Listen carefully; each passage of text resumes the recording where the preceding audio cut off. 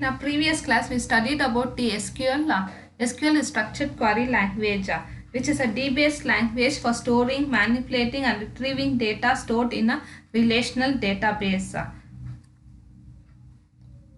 So, with the help of SQL, we are able to create database where the users can describe the data.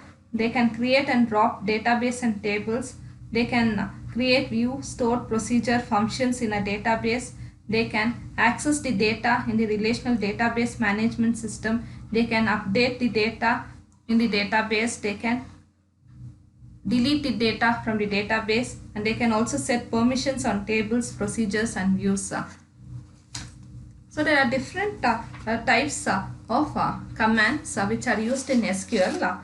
That is data definition language, that is DDL commands, DML commands, data manipulation language commands, DCL, that is data control language, and DQL, that is data query language.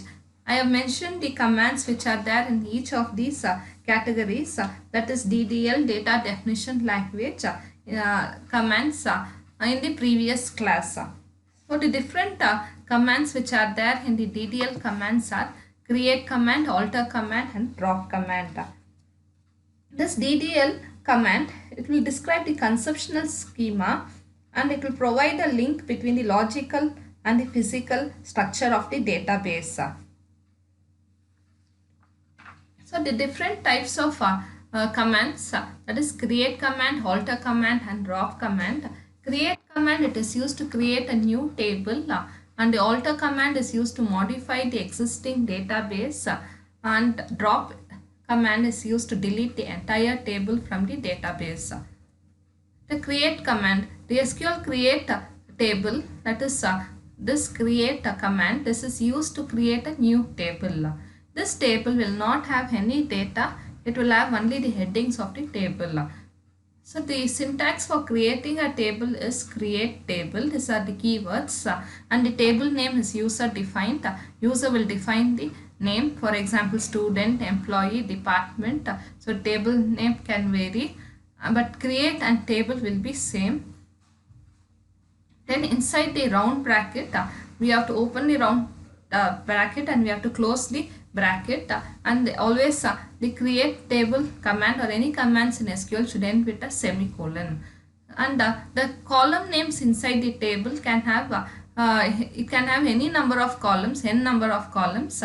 Along with the column names, we have data type. So for example, column 1, data type for that column 1, again column 2, data type, and column 3, data type. So when we are specifying the columns and the data type, it should be separated by comma. So as you can see here, it has been separated by comma, and column and data type. Then you have primary key. This is optional.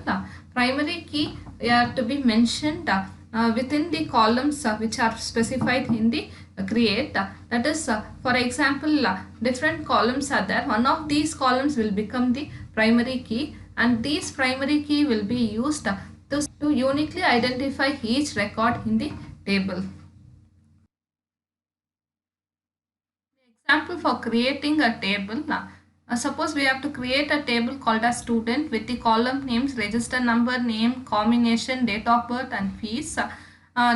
We are using the create command in order to create a new table. And so we are using the syntax as I showed in the previous screen.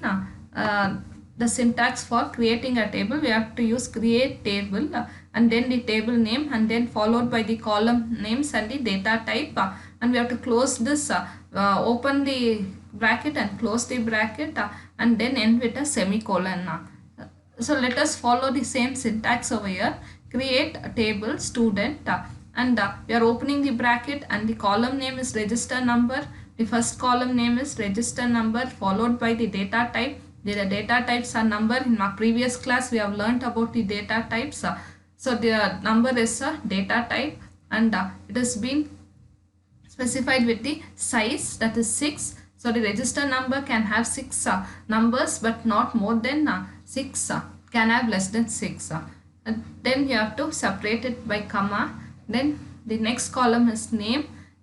Then varchar2 is the data type, and the size for that name is 15. So the name can have 15 characters, but it cannot have less than, it can have less than, but it cannot have more than 15 characters. The combination, it has 4 characters and the data type is char. DOB. DOB is date of birth. Date is the data type which is used. And fees is the column name and number. And here you can see 9,2 is the size. 9 is the whole numbers it can have, and 2 is the fractional value, that is 0.20 or 50. So you can give the decimal numbers also. This can be specified for fees. Then primary key. Primary key is again a keyword. Then you have register number has the primary key. So you have to open the bracket and close the bracket for the register number, and then close the bracket, that is the main bracket is being closed, and it should be ended with a semicolon. Okay, now it creates an empty table, that is doesn't have any data, only the table will be created but no data will be stored in the table. So now the student table has been created with columns, that is register number, name, combination, date of birth and fees. So the table is created, but we have no data in this table. No data is being stored in this table, only the table is created. Next command, that is DDL command, is alter command. So alter command, it is used to modify or change in the table. Any changes can be done in the table or modifications can be done using the alter command. The syntax for the alter command is alter table. Again it is a keyword, like how I told you create table. Same way you have alter table. The table name has to be specified. Then you have add, that is you are going to add an extra column to your table. Then you have to use this that is add command.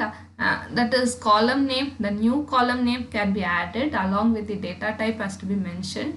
N number of columns can be added, and the round bracket which has been opened here has to be closed here. Then you have to end with a semicolon.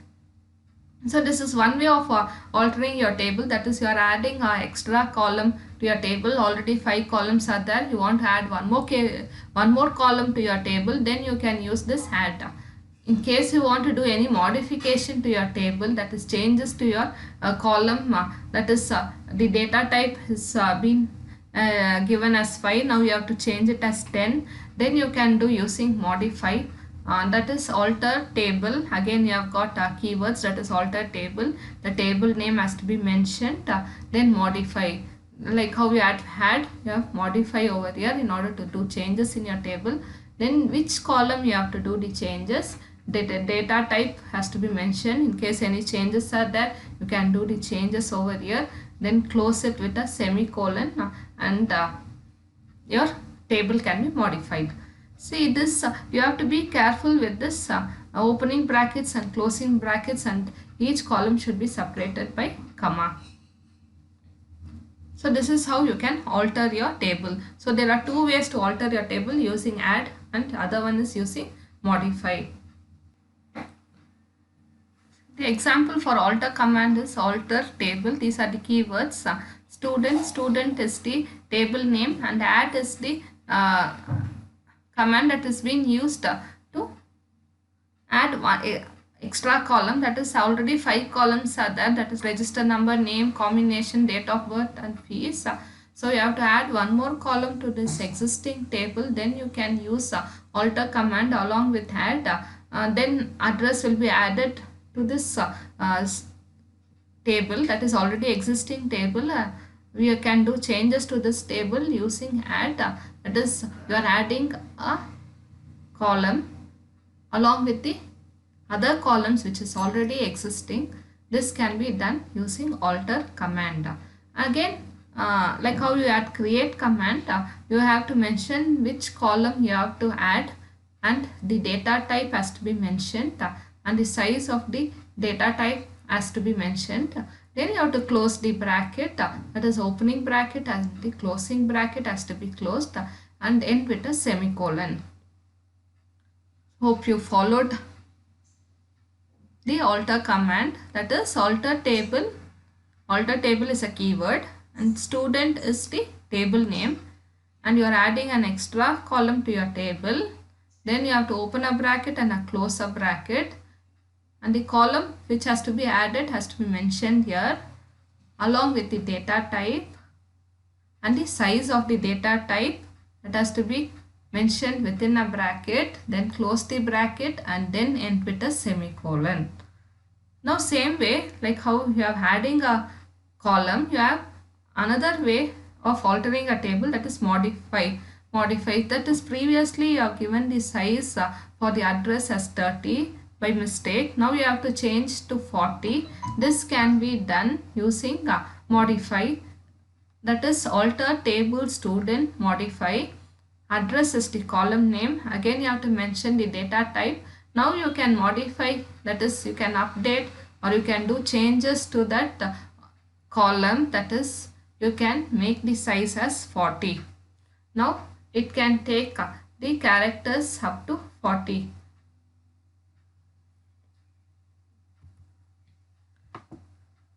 The next command, DDL command, is drop command.